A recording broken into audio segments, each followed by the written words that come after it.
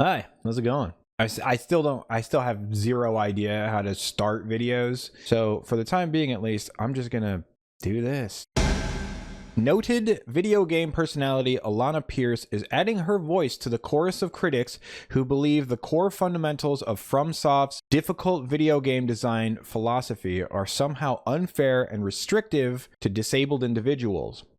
This is a very true thing that a lot of crybabies, a lot of people who really kind of don't have any business playing hard games in the first place are like, well, I want to play them too. First of all, you can play the games. You can play them, all right? I don't care what you've got going on in your life. If you're busy as hell, if you've got like 9 kids, whole bunch of dogs or cats or something like that, they all vie for your attention. You've got an eating disorder and you have to eat every 10 seconds. It doesn't matter. You can play these games because there are always going to be times when you have a little extra time. So, wait until you've got a week or two.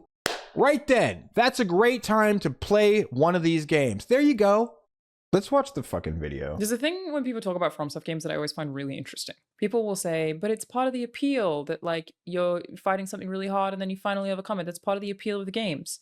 No. While there are things that FromSoft games do incredibly well, like I am obsessed with their boss designs and their animation. Their bosses are so impressive in terms of art direction and animation.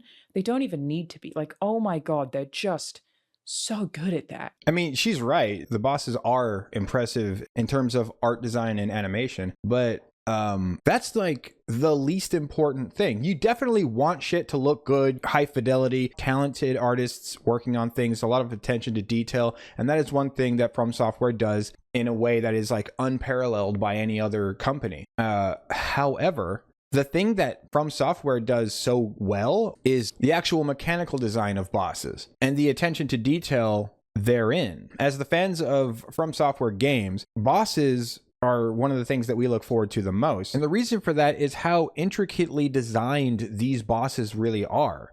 On a mechanical level, though, not just the visuals. And I feel like people who praise the visuals of From Software games, but not the mechanical aspect, are people who don't understand why From Software games are so good. I don't know. Maybe she's got more to say about it. I don't know. But saying part of the appeal is beating but it's not part of the appeal. It's the Yes, entire design of the game. It's the whole game. It is the core ethos, the core game design of any FromSoft game is that you are supposed to approach a boss, be willing to die the first several times as you assess their moveset, you figure out the puzzle that is beating this boss, you've retained information about their movesets, about what kills you, about how you can avoid it, and you roll into them. And then after a certain amount of deaths, which are to be totally expected, if you beat an Elden Ring boss in less than like 3 deaths, in my opinion, that's an RNG fluke and not you playing the game well. The big part of the game is learning how that stuff works. That's the point. Yeah, but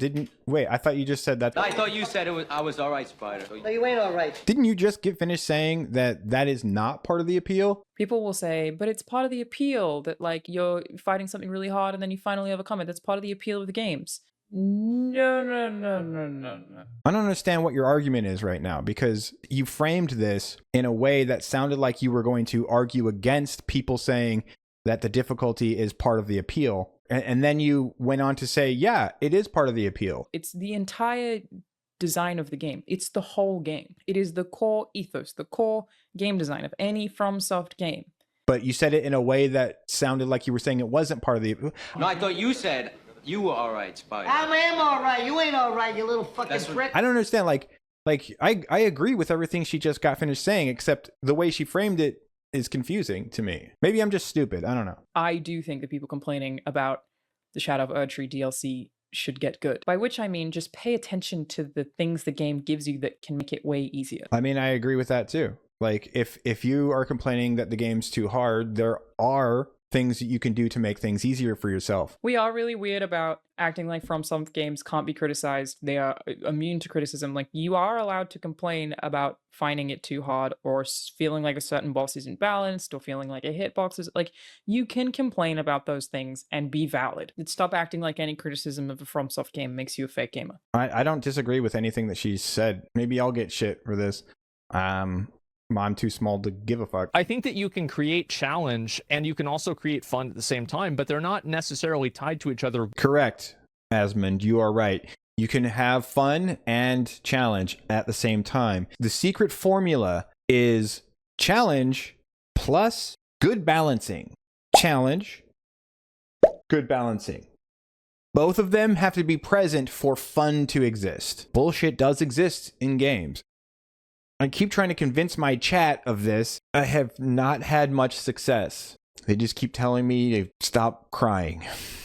And it's fine. You can never approach a conversation about difficulty in a video game in good faith on the internet, because the majority of people that want to partake in that conversation, like, they're looking for somebody to tell them, wow, you're really good at the game, or they're looking for a point where they can brag about, oh, I'm so good at this. Yeah, they're trying to flex, right? Can't tell you how many times some new person has come into my chat and was like, oh, you're still stuck on this guy? Yeah, it took me like, yeah, man, this guy was really hard. He took me like 20 minutes to beat him. And I'm like, 20 minutes? Beat him in 20 minutes. Patch dropped for the DLC. This to me would indicate that FromSoft kind of agrees with the criticisms, which is pretty nuts. Yeah, see, this is what I'm talking about. First of all, the fact that the Shadow Realm blessings even exist in the first place, to me, seems to suggest that From Software acknowledges that they made shit too hard. But because they can't go back to the beginning and just redo the whole shit, because that would take way too much time, they added these in, which would take way less time. And it would also add to the lore and stuff like that. Like, you could also tune some of the bosses a little bit more as well. Maybe they did. Fucking, I don't know. Miyazaki did say that he wanted Shadow of the Erdtree to be the hardest thing they ever made, and it seems like that worked. Shadow of the Erdtree is hard as nails, says Miyazaki. We've really pushed the envelope in terms of what we think can be withstood by the player. I wouldn't want it any other way. Yeah. I don't know, man. Everything I hear about the development of Shadow of the Erdtree and like what Miyazaki's got to say about it, what the player base is saying about it, the stuff that's in the game, it only confirms my theory that they wanted to make it really, really hard and they kind of fudged it a little bit. I mean, it would have been crazy to let you just like finish Elden Ring and then just continue as though you were still playing Elden Ring. Like, they did have to up the difficulty for the DLC to even justify its own existence, in my opinion. No, they didn't. They did not have to up the difficulty in order to justify the existence of Shadow of the Erdtree. That's just not true. Okay, you could have just given us more of Elden Ring and it would have been fine. You wouldn't have had to put the skadoosh tree fragments in there to fix the like overweight way that you've tuned everything in this game. I love it. Okay, look, I love it. All right. I just don't like it when it's cheeky. That's my only thing. All right. But I like the hard. I don't like the cheek. All right. He's kind of gay. It's not gay. Come on. But you know, like, and when I say cheeky, I mean like extending hitboxes, you know, doing shit like that, little sneaking little things in there like that, so that I'll get hit when I probably shouldn't have, you know, or making their hitboxes way more generous than my hitbox. Come on, guys. You know what? Let's keep it even. Let's make their hitboxes tight. And let's make my hitboxes tight. So everybody's hitboxes are tight. Everybody's actually got to be accurate in order to do damage to everybody else, okay? Let's just keep it like that, okay? I mean, I don't think it's all that much to ask for. I'm not going to... The attack and damage negation has been increased for the first half of the maximum amount of blessing enhancements, and the second half will now be more gradual. The attack and damage negation granted by the final level of blessing enhancements has been slightly increased. So again, I take this to mean that they like kind of agree. Yeah, she's getting shit for this. She probably said something else that's stupid. So far, though, in 426, I agree. Whatever your name is, Alanah, what's her name? Skadoosh! You may be familiar with scatter tree fragments. Actually, they're pronounced skadoosh fragments. This is effectively a means of an accessibility feature that exists inside of Shadow of the Erdtree because it is optional, and I love that they've done this. Yeah, I don't mind the skadoosh fragments. I actually kind of like them. I kind of like them. I actually like stacking my, because you can get like 10 without fighting any bosses. There's a video out there. I'll put a link in the description for it. Anyway, yeah, you can get like 10 without even fighting a boss. Basically, you go find these things, they will make you stronger in the game. By quite a bit, as a matter of fact. You get something like 45 more attack power and something like 2% across the board more damage negation. Yeah, that's fucking huge. For one upgrade, that's huge. I have never understood why players would ever argue against more customization options. Here we go. I have a feeling this is the half of the video that I'm going to have a problem with. Just a lot of people really not understanding the conversation about accessibility in Elden Ring. It has been brought up various times across various mediums. Well, FromSoft games in general are not particularly accessible to disabled players. And people who are asking for accessibility are not actually asking for an easy mode. You know, a lot of people are asking for that. There are also multiple kinds of disabilities, especially where gaming is concerned. There are long-term disabilities, there are situational disabilities, there are temporary disabilities. It counts as a disability where a video game like Elden Ring is concerned if you have a kid. You have a 2-year-old, you're trying to play Elden Ring, you can't pause. That is not a disability. I understand the criticism for this statement because it's just like victim mentality. You're just like, oh, I have a disability. No, you don't. You have a kid. You have priorities. Your kid takes priority over the video game. Not having the option for you to be able to pause, for example, is a hindrance for your particular disability, a situational disability. The reason you can't pause Elden Ring is because of the multiplayer aspect. If you want to be able to pause a From Software game, go play Sekiro. It's one of the best balanced games in the whole collection. You may need to pause to stop your kid from putting a fork into a socket.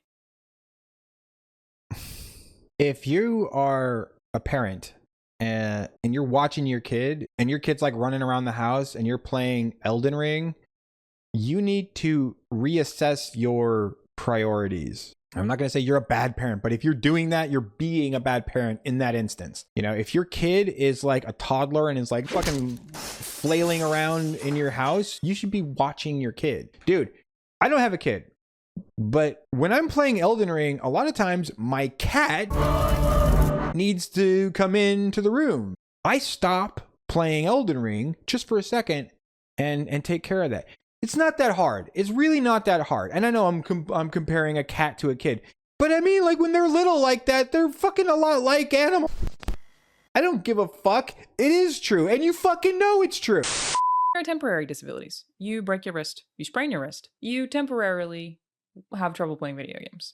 You would need something to help you press certain buttons if you're playing Elden Ring. Or you could just, you know, not demand the world adjust to your situation and, you know, stop being a baby. Yeah, she's got a slightly different definition for disability than some of us do.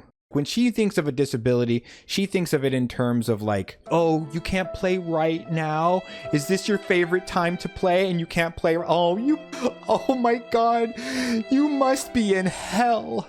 I feel for you. That's the definition of disability that she has. Yeah, go tell somebody who has an actual disability that you have a situational disability. Oh my goodness, I had to do the dishes the other day instead of playing Elden Ring. That was my situational disability. I had to play Elden Ring with my face. The third one, long-term, people who have long-term disabilities. That I do. I have tendonitis in both of my wrists from playing too many video games. Unironically, that is a thing, from tapping too much. That means any rapid button mashing in any game, I'm going to have a lot of trouble with. If there are too many button prompts, I'm going to be in pain and have to like ice my wrist afterwards and not really be able to play it. Just to be clear, I don't really have a problem with accessibility. I have a problem with victimhood. And here's the thing about accessibility in Elden Ring. I think there's a misunderstanding that people think disabled gamers, whoever else, want an easy mode. This is not the case. It is the case for a lot of people. It might not be the case for you, but you should speak for yourself. A lot of people are actually asking for an easy mode. They're really actually legitimately, literally asking. They'll say, I want an easy mode. Like there's articles, countless articles where it says Elden Ring needs to have an easy mode. I mean, like it's not hard to find these. The appeal of Elden Ring being really fucking hard is also appealing to people with disabilities. They too want to play the extremely hard game that is very hard for them to beat. They're not asking you to give them an easy mode and make it easy for them to get through. They're asking for a version of the game that can be played with their particular disabilities. This argument actually doesn't pertain to people with real disabilities. It only pertains to the people that she's talking about who have fake disabilities. Like, I sprang my wrist the other day when I was flicking my bean to Timothy Charlemagne, because that's just like the kind of guys that I like. I like those cucks. And I can't play Elden Ring right now, which is my favorite time to play. So I have a situational disability. I guess you're just going to have to wait. But the argument of more accessibility options, it has never been for people with real disabilities. You know how I know that? Because the video game industry actually is trying to help people with real disabilities. They make all these different controllers, all these different apparati that are for people with real disabilities. Like, check this out. What is this? Oh shit. It's a really fucking weird controller. I don't know what it's for, but it's for disabled gamers. And they're working on this like all the time. You know, check out this dude. He's rocking out. He's playing with the fucking joystick. He's got a little light there. He's got all kinds of shit going on. He's got something to breathe into. They're making it possible for people with disabilities to play these games. All right. And if one is determined enough, they can fuck shit up with a disability. Rocky, get these fucks! Oh! The fuck, that's what I'm talking about, Rocky, no way!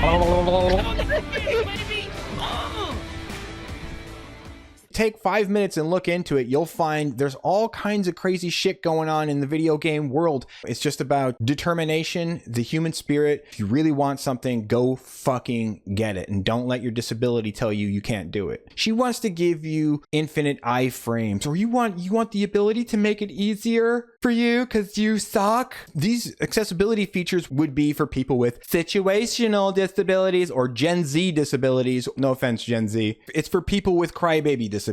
I think she just is trying to be compassionate, and that makes her feel nice and fuzzy on the inside. And, you know, and that's nice. There's nothing wrong with that. You know, you want to be nice. You want to be compassionate.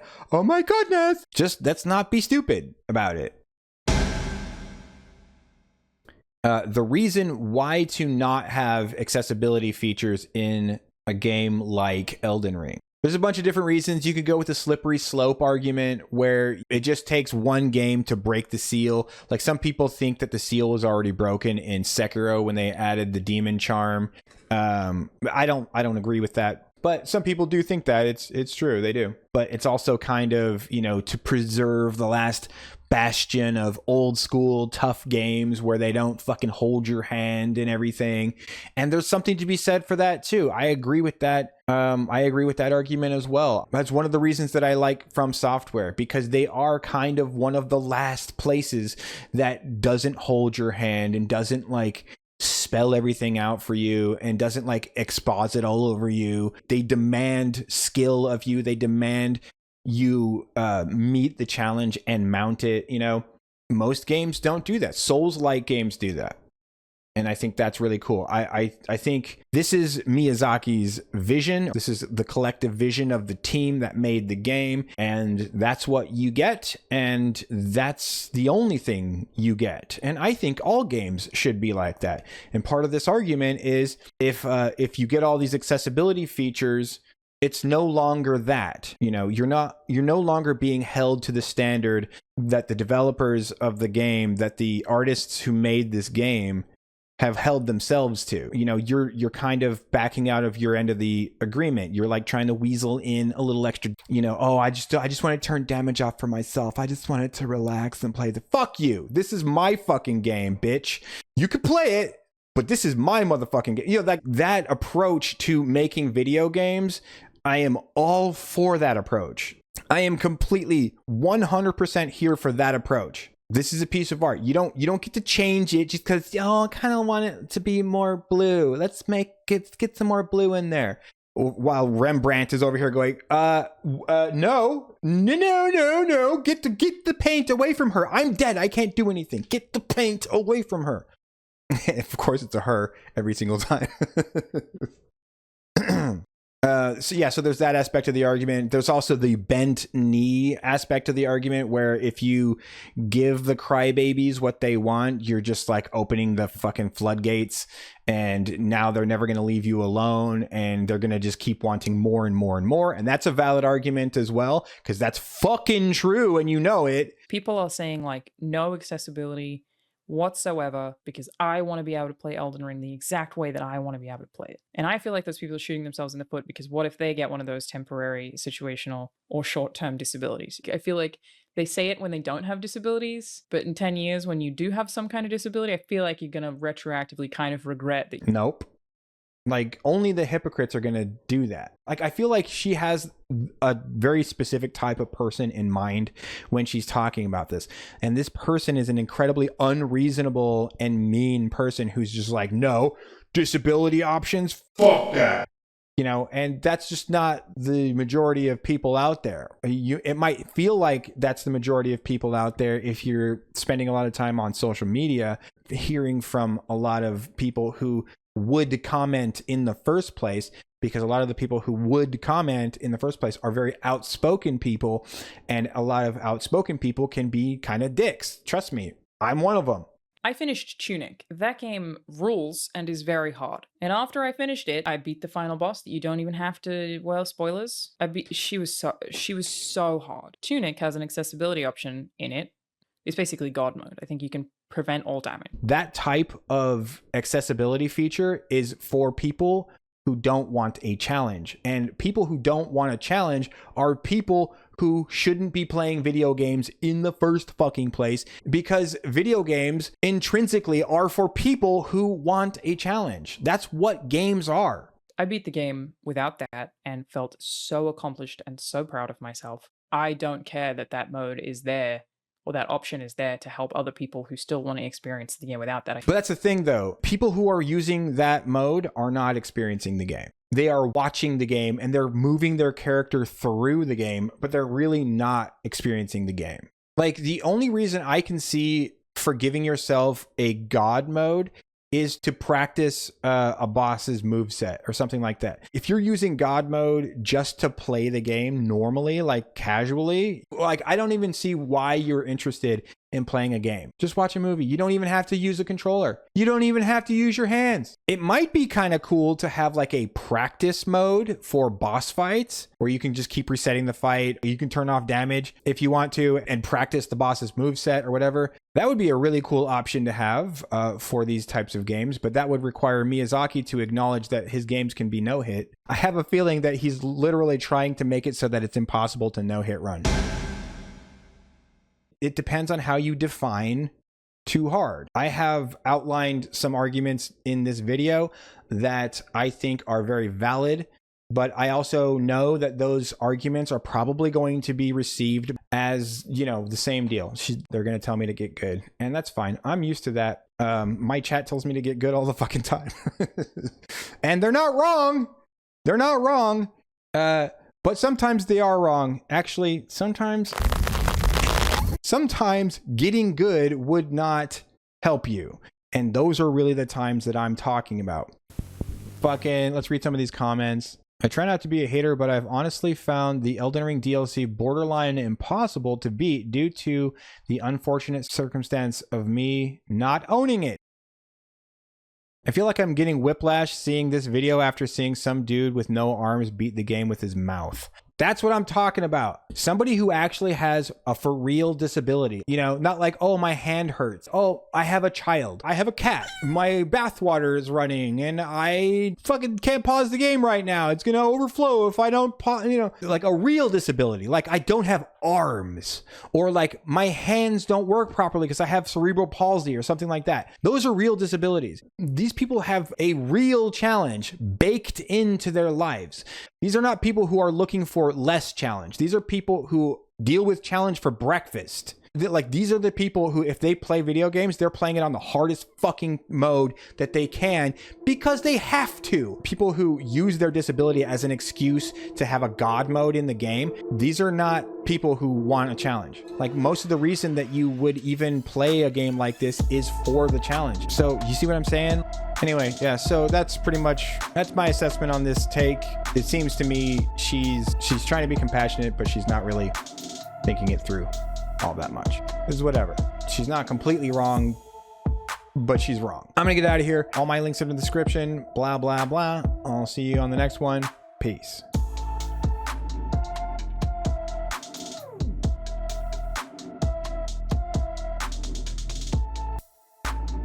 She keeps saying more customization options. Like, I don't understand why you guys don't want more customization options. That's not what these would be. This is just having Game Genie. But yeah, she says that I didn't play the God mode and I felt really good about myself for not having cheated. That's great. That's good for you. But you're still making the argument that Elden Ring should have something like that in it. And yeah, that makes you a war criminal. So I'm calling the president. Okay. The president is in his Bacta tank, so you got lucky this time. Oh yeah, and stop changing the definitions of words. Disability actually means something.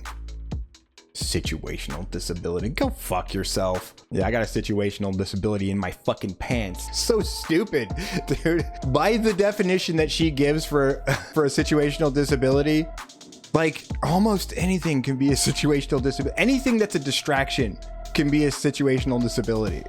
It's so stupid. I gotta go take a shit. Situational disability. That's it. I'm done.